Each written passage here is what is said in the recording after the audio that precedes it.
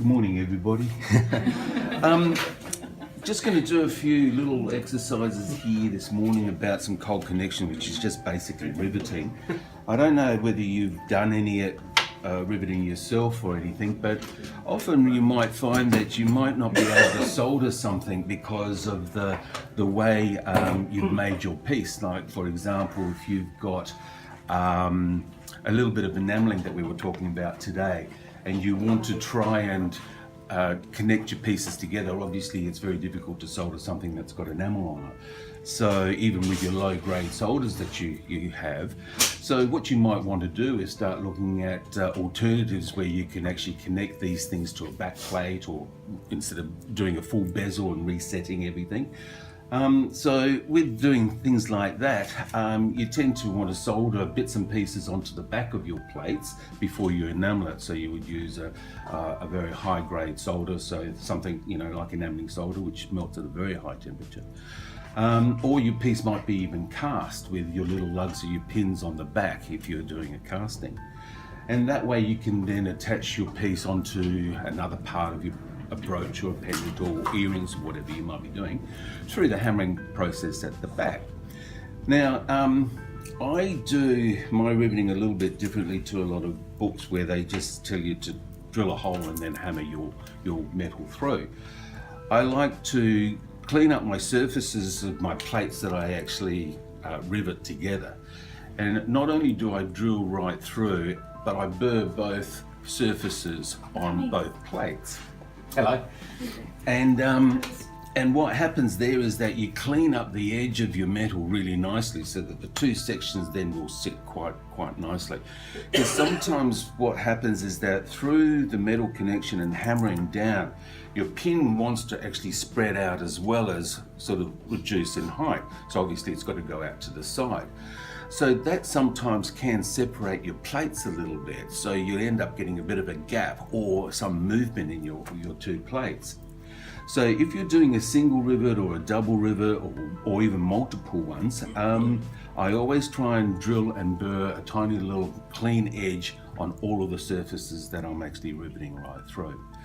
Now, the amount of metal that you need as a rivet is very important as well, because if it's too long a piece, you're actually going to bend your rivet over the top, and you've got a lot to clean up. And when you burr out a little hole around the top of your hole, you've got an opening there that you want to try and fill with that metal. So if your metal's too long, it's going to bend over to the side, leaving an opening around the edge.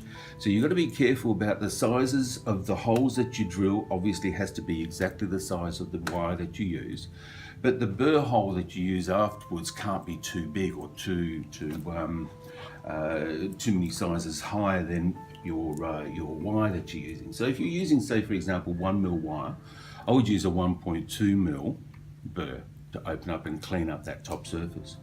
Now, sometimes if you don't want to use a burr, you can actually use a little graving tool and actually just carve around the top edge with a little flat graver. I didn't bring any of those with me because that's a bit of a skill that you've got to learn through either through setting processes or through engraving. But what I've done here, I've got some square wire, which I'm going to show you how to do square riveting today, which is really quite simple, and it's a really lovely way to actually eat it all. And then we've got some wire here where I've just melted tiny little round beads on the end of it, which I will then it basically to attach something onto a ring that you didn't want to solder. You would drill right through, make up a little bead on the end of your wire, you would hammer that into, actually I can show you. Andrew, do you have just a draw plate, a small draw plate that can accommodate a 1.2 wire, please?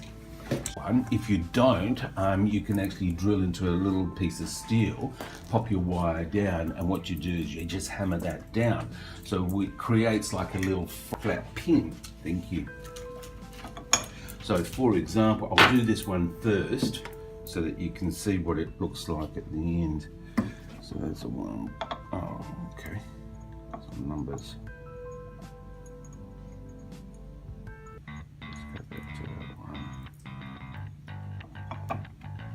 So for example, I've just gone onto a larger hole And then with my hammer, depending whatever you want to use,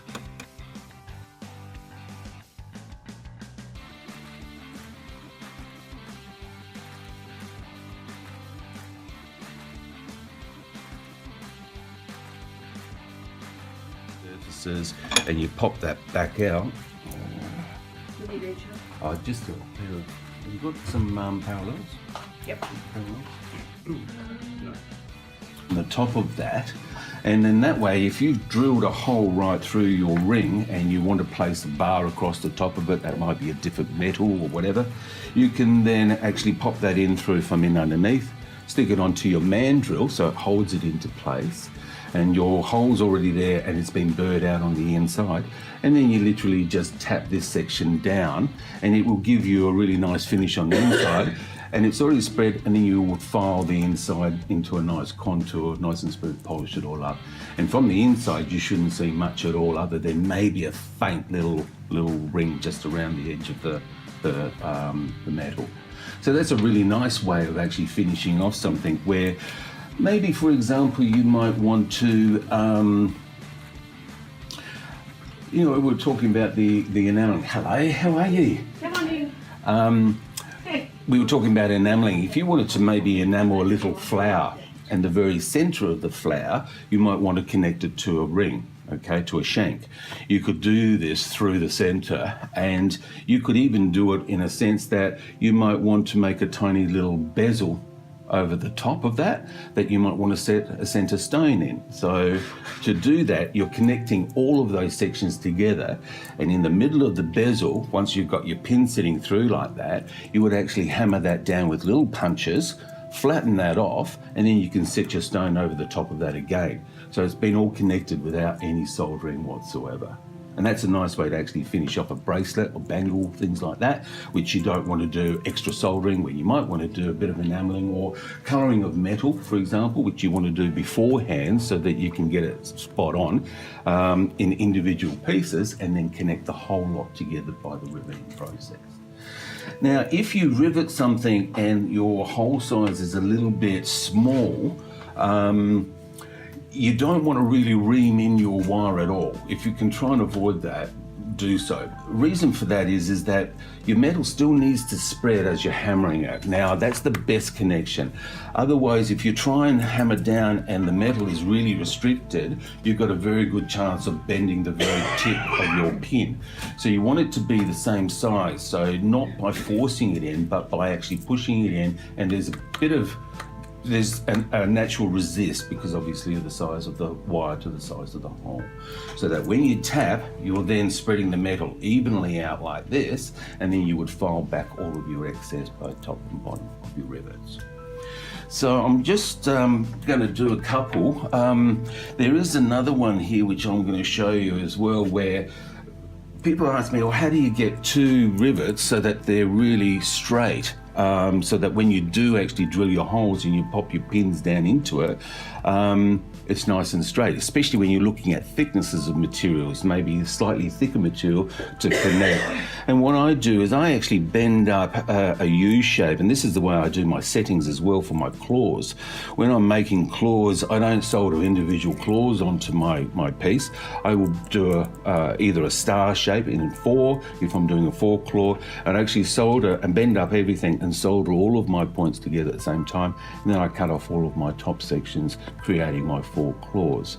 And I do the same thing with my rivet. So if I want to rivet in a direct distance between my whatever I'm making, I will just bend up my wire, make sure that they're parallel to each other, and then I solder those on.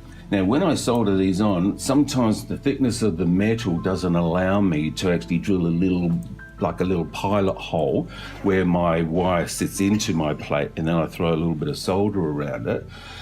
I actually butt solder this, so it's soldering straight onto your metal. So what happens when you do that is that your solder will tend to flow up a little bit and creates a bit of a curve.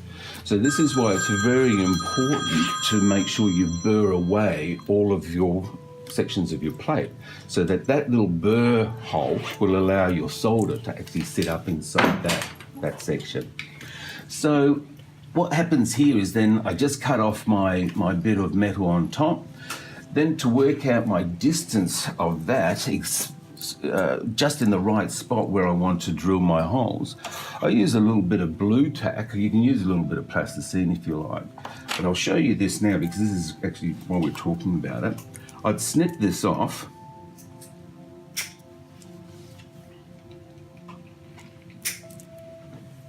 So if I'm doing multiple ones, I would use the same bit of metal, but I'd make it much longer and snip that off and then solder that onto my next bit, snip off the next, and so on.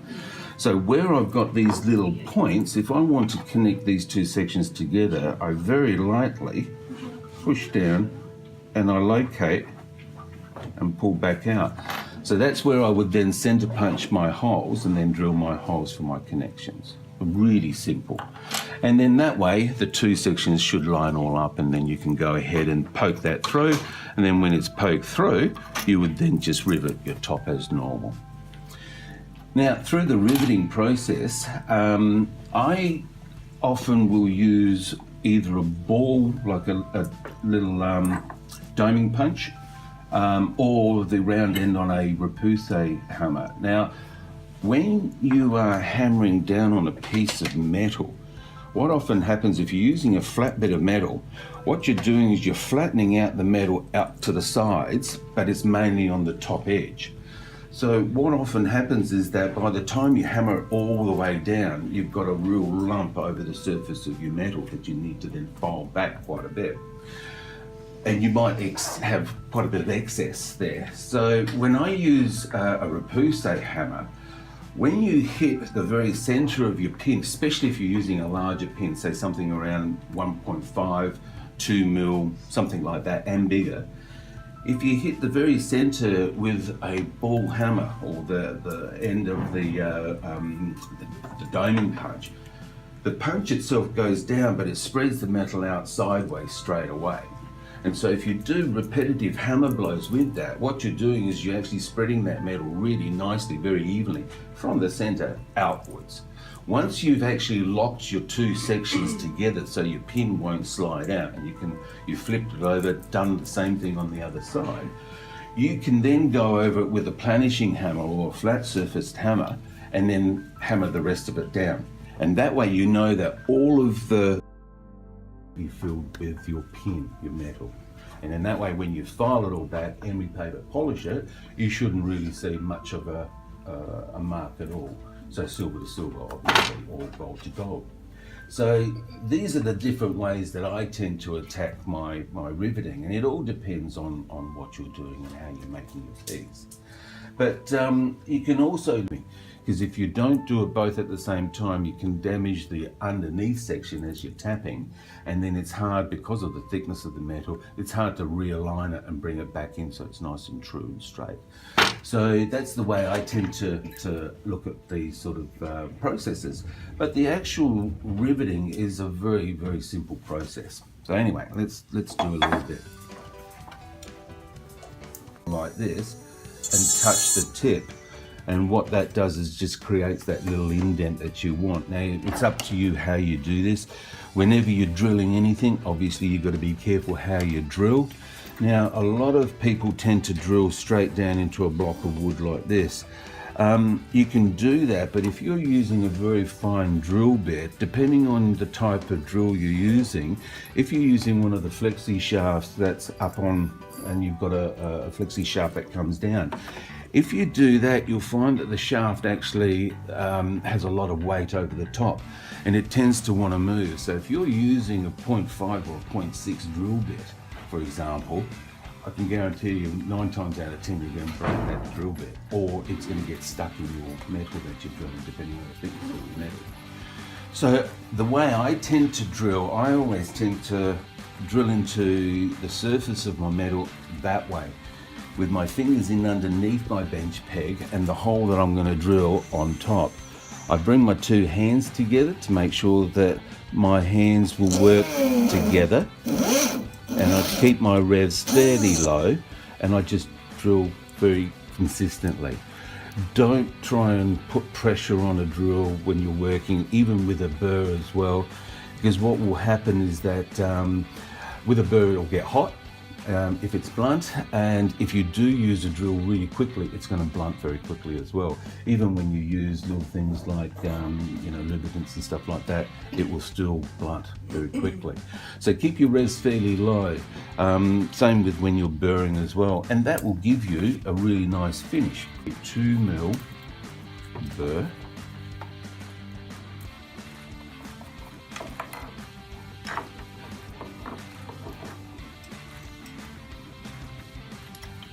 And I burr the same way as well.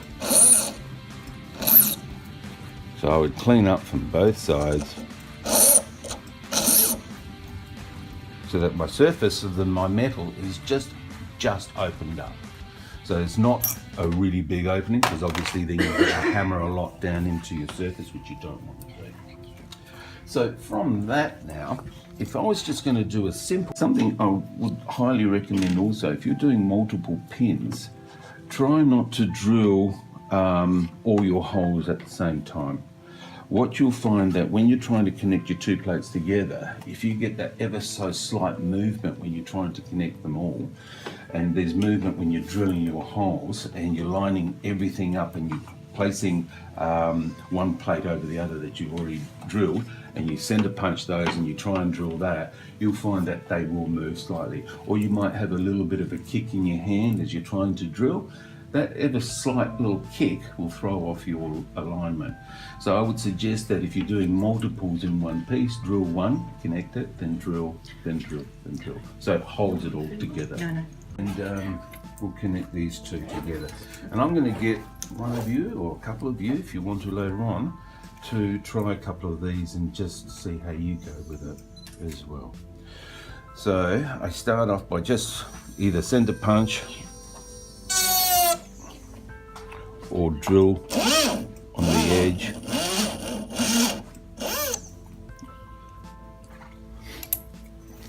And of course, the occupational health and safety side of things that we have to abide by these days. Wear some glasses when you're drilling anything, which is important.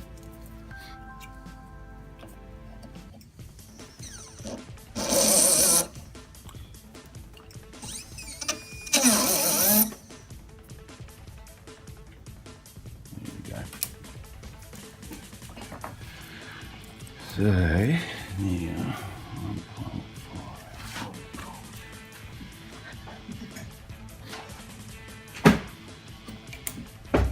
Also, what you can do is whenever you're drilling out anything and you've got a little bit of wire, just to start off your placement, just fold back a tiny little point on the tip so that you're not reaming it in, but you're actually locating it.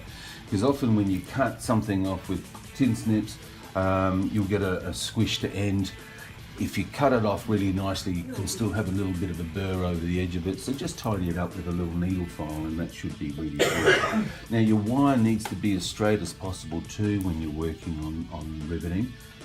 If you don't know how to straighten wire, and you can't buy it often straight because it's always sold to you from a coil, what I tend to do is either, I never anneal it before I go ahead and work with it regarding riveting or straightening.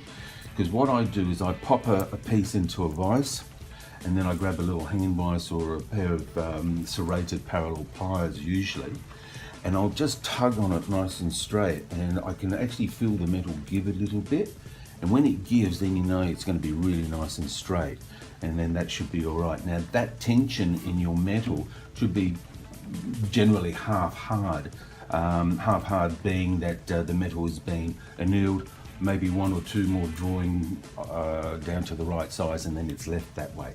So it's still got a bit of softness to it. So when you do actually pull on wire to straighten it, if it has been fully annealed, you'll feel it give quite a bit, which means you're actually thinning it out somewhere along the length of it, and that's usually in the very middle of it. So by the time you use that part, that might not be 1.5 anymore, it might be 1.45, which throws it out a little bit. So if you do it while it's still half hard, it doesn't give that much, but it gives you enough for it to be nice and straight. We used to roll wire too between two plates as well. That's a job of give you a pair of scissors, pain in the butt to do. It takes forever. So, but generally, if you just give it a little pull, that's what you want.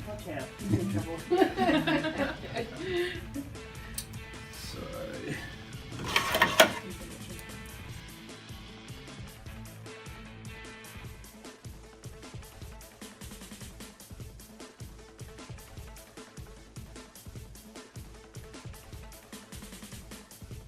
Little beads, little round balls, or something like this, or even I don't know if I brought it with me. You know, you can get sort of like setting punches and things like that. What I do is I mount one into a vise, and then I place my tubing down over the top of it with my item. And sometimes I might even use a little bit of sticky tape to hold my pin in place and my tubing in place. And then I lay it over the top, and then I would use another one on the opposite side. So I'm actually tapping down at the same time. That's it. So generally you can actually rest it. And what I find also that when you rest, and I do this when I'm hallmarking something too, if I've got a flat surface that I'm hallmarking, or a curved surface, I will take and put the pressure on my hallmark or on my punch and hold my item with that, not my fingers, because if I'm holding it slightly on an angle, when I tap down, it's going to either shoot out or it's going to hallmark on just one corner or something like that. So same with your riveting. If you can hold your piece that you're doing with the actual punches and then just lightly tap, you know that it's going to be in line, and if you hit it, it's going to work straight away. But if someone else is holding that piece for you, they might lift it slightly higher or it's not in line, then you can throw it out. And on chenille in particular, because the wall thickness is so thin, you can actually damage that wall thickness, and you can't file it back or any paper back because there'll be nothing left of that. So let the weight of the object, depending obviously on how big it is, but even on bracelets and things like that, you should be able to rest it on the punch itself and do it. So same with hallmarking. If you're hallmarking a bangle and you've got a mandrel, big mandrel, bracelet mandrel in the vise, you let the actual punch itself hold and position itself, and then you tap straight down on it, and that way it'll always hallmark properly, as long as you hit it smack bang and not on an angle. So that's how I tend to do it. And when you're riveting one single pin, you've got to make sure that the pin has a gap between the plate and the steel block in underneath. Because if you don't, what happens is that your pin will, just through the hammering process, will force itself to the point where the underneath section that you want to splay out will push itself back up into the plate. So what happens is you end up riveting the top, you flip it over, and you've got no metal underneath to actually hammer and spread. So the pin will push itself out. So you need to either find another piece of metal that would be roughly around about 1/2 mil-ish in thickness, purely because when I rivet, I tend to have 1/2 mil above my plate and 1/2 mil below my plate, and that's what I hammer down into the surface of my plates. So to connect that, I would rest something in underneath like that, and actually then tap, then I could turn it over and do the same. Sometimes you can actually raise your piece up slightly, but when you do that, you've got to be very careful that you don't end up hitting your pin on an angle, which throws it out as well. So I'm going to connect these two sections. Now I'm going to clean up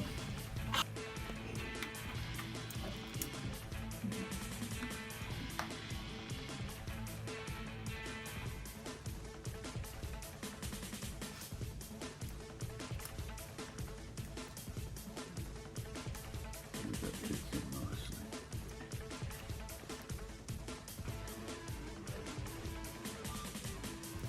You also want to make sure that your two plates that you're connecting are nice and flat too.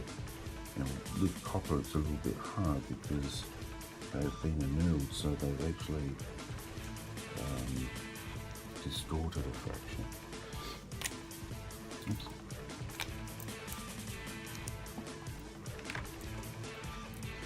So the amount that I'm going to leave is about that, and then cut your pin. And when you do, I always start on an up stroke so that my blade locks into place and doesn't skim across the surface.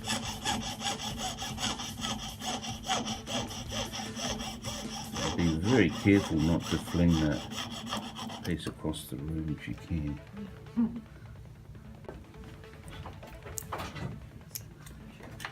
So if you use some tweezers, try and get some serrated tweezers. They're really handy because they'll hold everything for you a little bit better than just your smooth surface ones.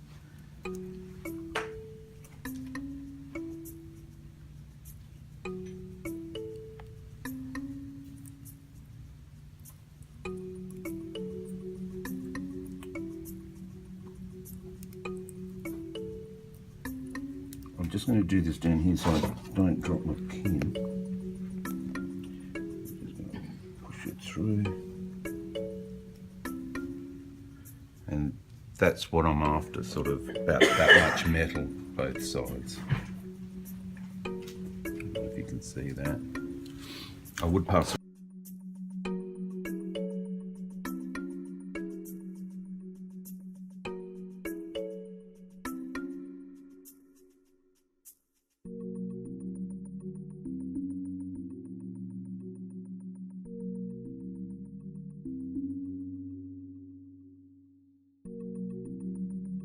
That you want, so you're only riveting this top part, not the underneath. The underneath is just being held in place. So using the ball part,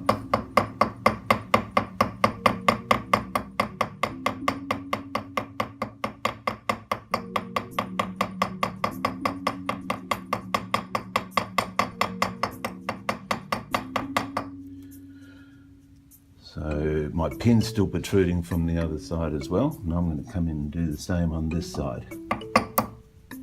Now doing it from this side now, I can actually come straight down on it, because whatever I'm hitting now will flatten off from the back.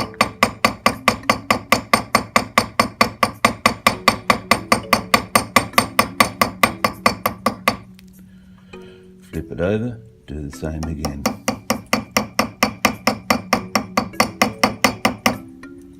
Make sure your two sections are together, and you keep repeating this backwards and forwards.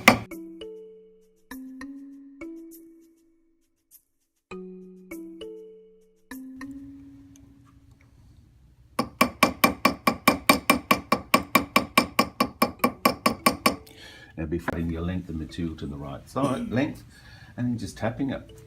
Now, there are different little hammers, obviously. I don't know if you've ever seen one of these. These are fantastic. I bought this back in 1977, 78 from Arthur Hammond. I don't know if anyone ever heard of him. He was a jewellery supplier down in Chester Street back in those days. He was a lovely old fella, but he was so old school back then. And I don't know if you can get these anymore, but these are great for riveting small pieces. They are just so light, but you can actually make up your own. I mean, they're not a very difficult thing to make if you can't find one of these. Yeah, that looks promising too. Yeah. Yep, that's a great one too. And don't forget, you can actually just pop this into a vise and file that into a curve. That's not an issue either. Or you split this down and you take off your two outer edges and just create a tiny little curve over a central piece, and that too is really good. So often a lot of our tools, depending on what sort of work you do, if you make a couple of your tools using some basic tools and change it to what style of work that you do, your work's always going to be very different to everybody else's then. So that's a good thing to do. So obviously there's that type of riveting, then there's a slightly heavier one, there's these that are on the market today as well. And then of course you've got your more expensive lines, both for repousse and the higher polish that you have on your tools, that's the best result you're going to get on your pieces as well. So if you've got a dirty hammer now that you're going to go and finish off this part with, that will leave a sort of a mark that you've got to then file out as well afterwards. So if you're riveting and you're riveting really accurately, you might not need to do any filing and emery papering afterwards. So you want to make sure that your surface of your hammer is nice and polished, so that that then will reflect the finish that you will have on your item. That's really important.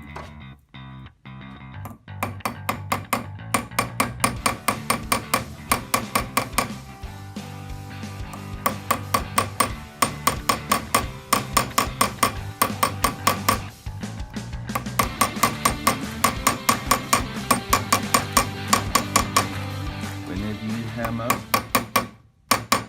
always try and get a rhythm going with what you're doing, so it's not just belting and see how it turns out, you know.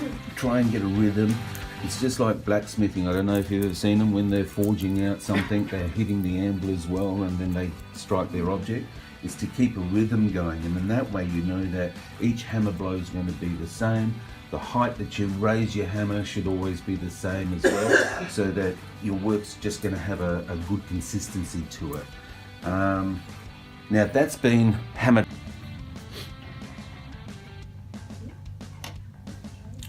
Actually, I might drill these two sections first and we'll rivet these, and then I'll do that on the end. So now with an automatic center punch or a punch or anything that you might want to use, where I've marked my blue tack, I'm going to come straight down on that now. Remove your blue tack, there's your two marks that you then will drill out.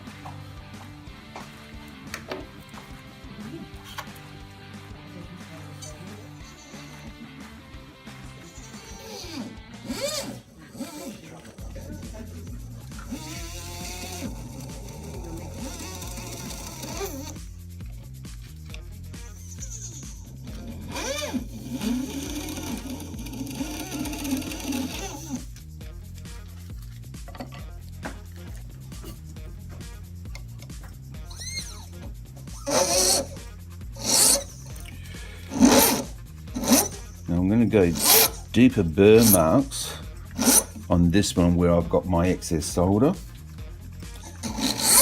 And I'm going to go wider to accommodate that solder.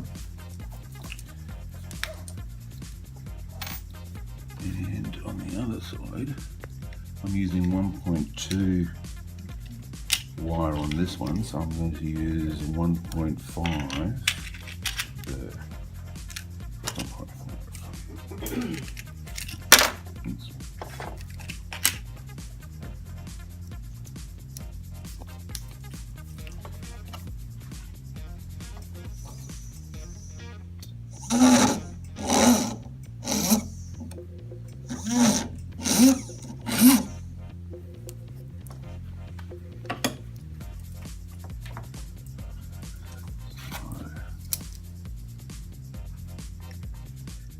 These two, you fold back the excess where I've snipped it off.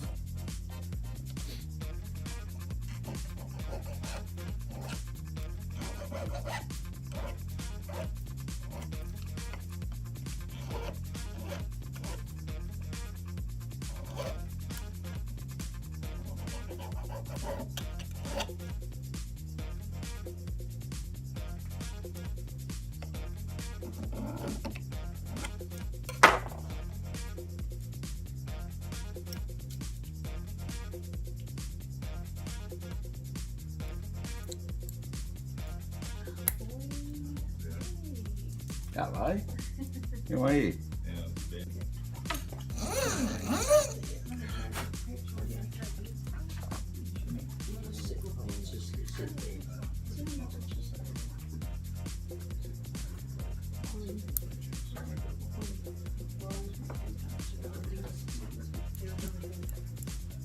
what it is, as you can see now, they all line up and they've been pushed through.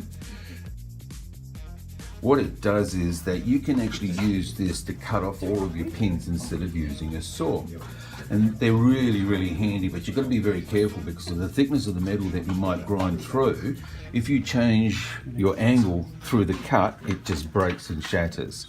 But these things are very handy to use. And you just screw them onto a little mandrel and just you use them, and they are very handy. So that would be the quickest way to just go bang, cut off all of your excess.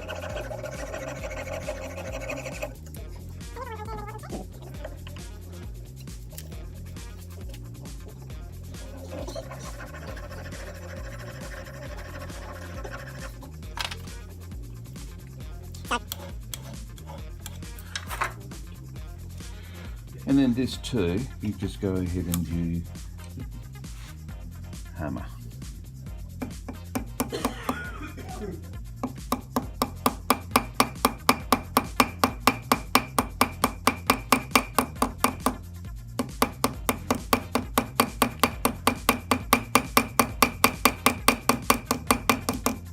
I don't need to hammer this too much. I'm going to go on to my polished one.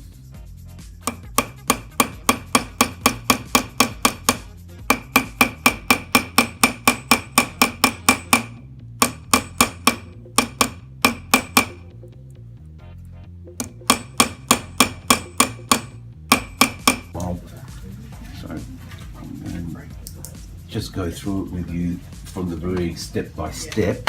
Square wire is pretty much the same thing as with round wire, but what we do is we drill the same size hole. So if it's a 1.5 mil wire, you drill 1.5 mil hole, and what you do is you clean up with your saw blade and make up a little square out of it. Then with a fine, and I usually use a cut 4 needle file, I then file back by a little angle because obviously you can't burr it back.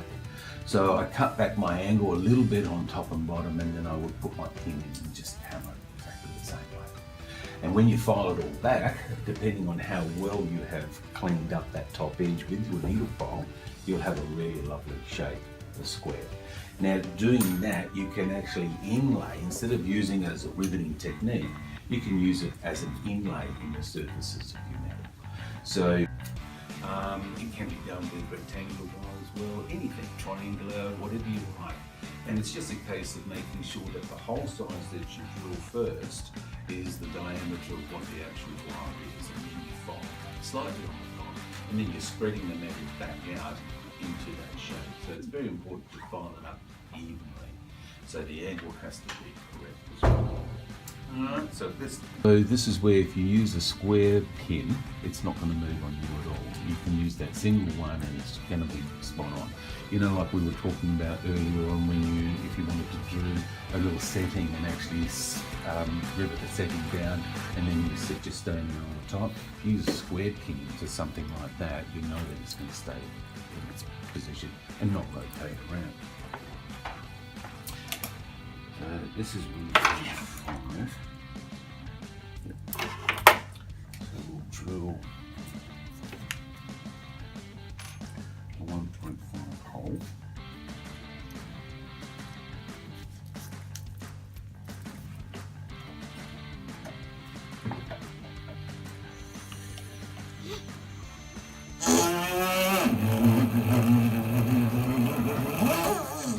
So always make sure that you rest your hands together so that if your left hand moves, your right hand will follow, and you'll always get it spot on.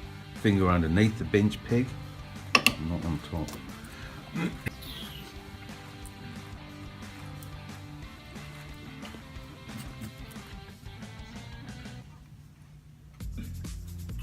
Just going to check my file, and that's nice and fine, so I'll be able to get into that. I'm just going to grab my saw now. I don't want to put marks into your bench.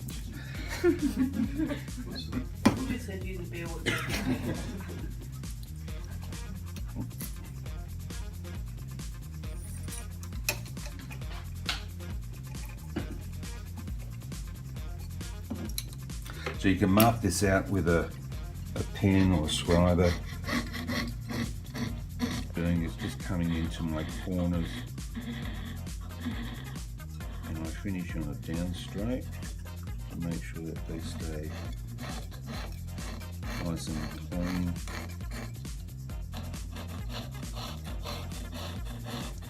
Your saw has to be straight up and down, of course.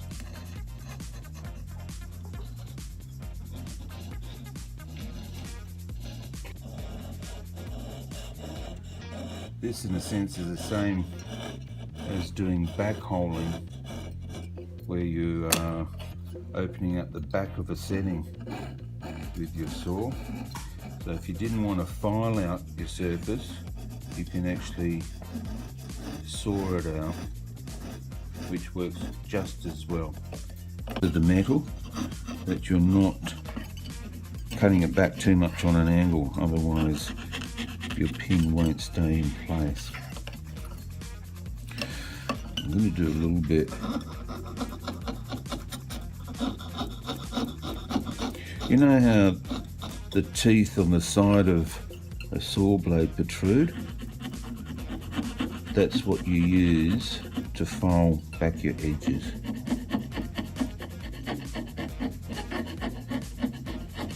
So once I've cut my shape, I'm just using the teeth as a file. And it doesn't need to be too much.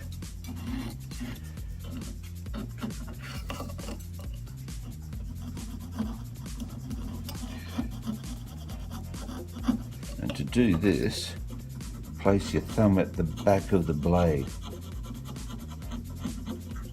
And that will stop you from sliding all over the place here, but you're not pushing with your thumb. All you're doing is just guiding it. And then once you've done that, so my 1.5 square wire pokes in quite nicely, and this one I'm going to just file back a little bit as well.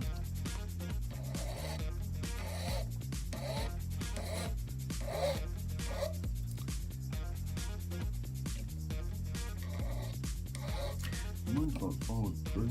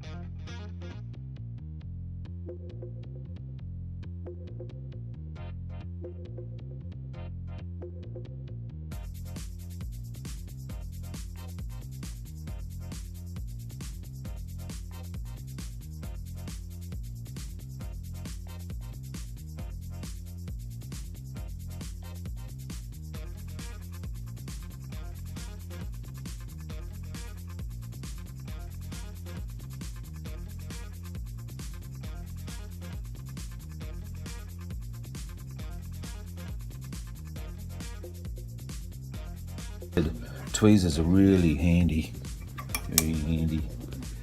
And now we'll just drop that down into it.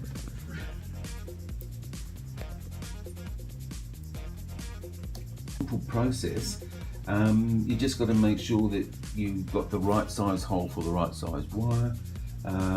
You don't have too much excess metal, because that's usually where people go wrong. And yeah, that's pretty much it. I can try that. Do you have a little?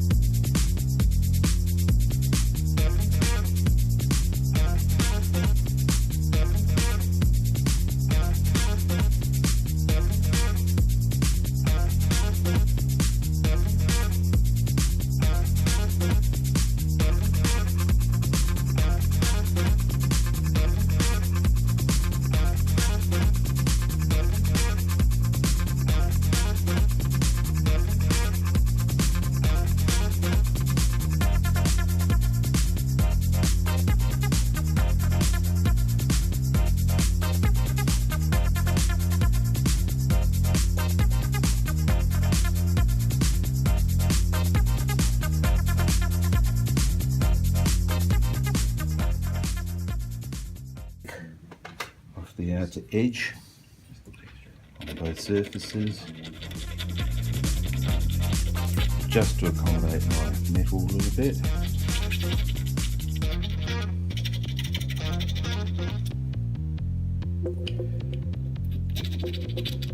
Just come back on the same angle.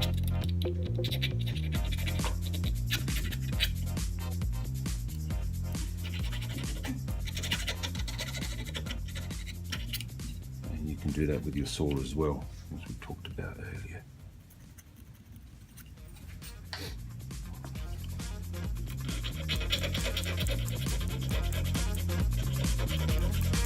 So the amount of metal that gets pushed into your surfaces is only really a minimal amount. It's not a lot. And it's the same thing when people talk about setting too. You know, the amount of metal that goes up and over the edge of your stone is absolutely minimal.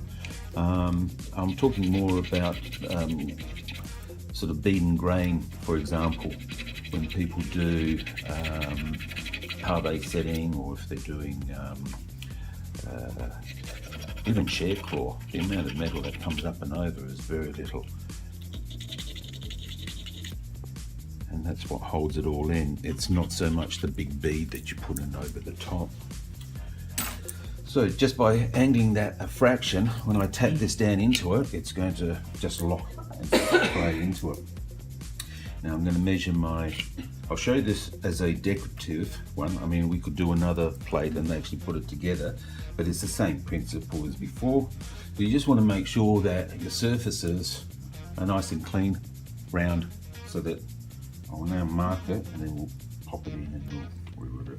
I'm going to make this one a little bit bigger so you can see what happens and how far we can actually spread it out. So you'll see the curvature. Yep.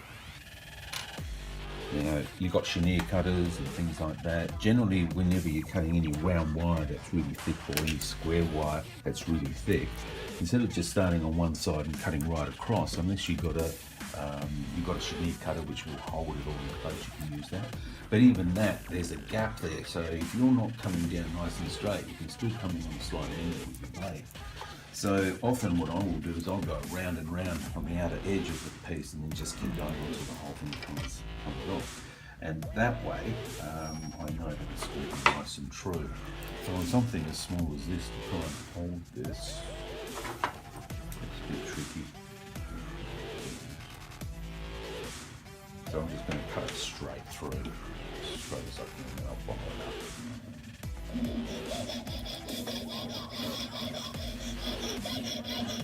So whenever you use pliers or anything like that, make sure you don't cut into your pliers. Especially when you get good quality pliers.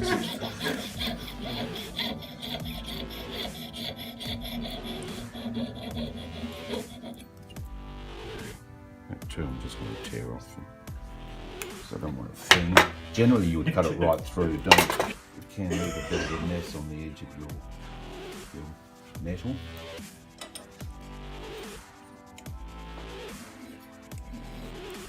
I'm just taking off the excess that I tore off. Okay, so that is what's going in.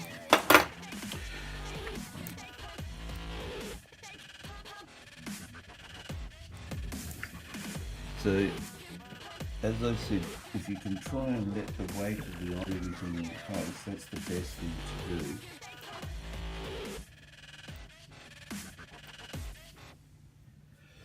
So what happens is that my punch that I'm going to use, I might have to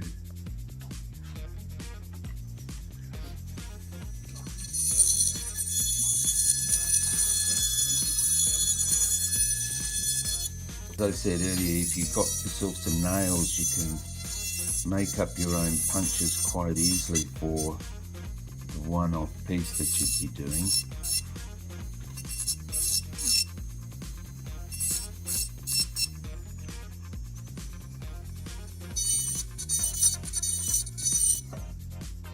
It's in place for me so that I can then position it above.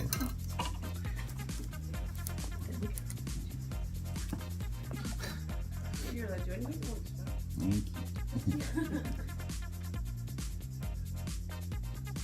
drink too much red wine the night before as well.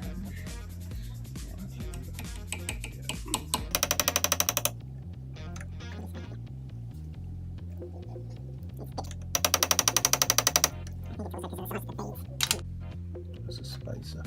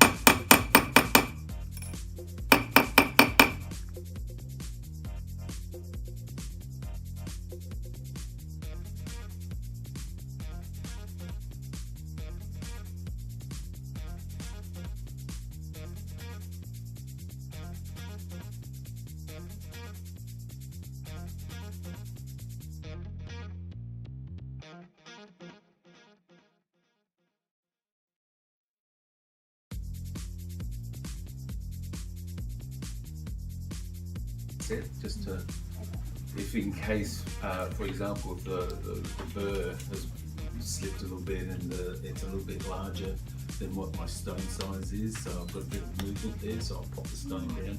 I never use glue, just pop a bit of sticky tape over the top. Do your bezel first, lock it into place, and then rip the tape off and then continue setting.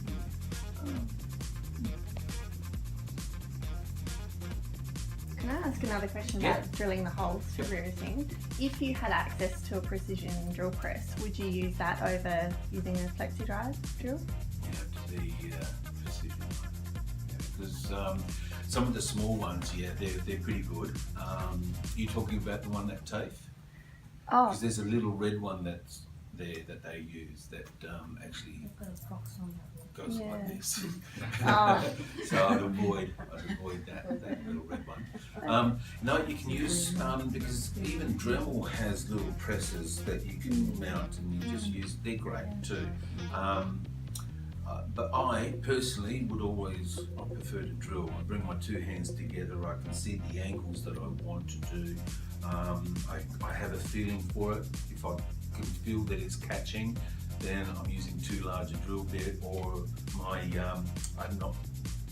don't have enough blurb or whatever on there.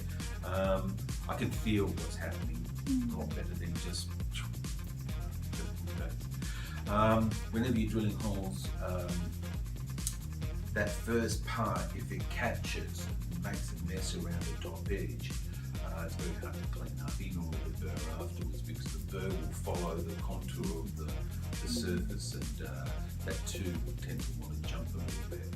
So when you're doing setting for diamonds, and if you're doing shed core, parfait, or whatever, you want to be really precise in the way it drills, because if it kicks that little bit, it already makes your job so much harder to do.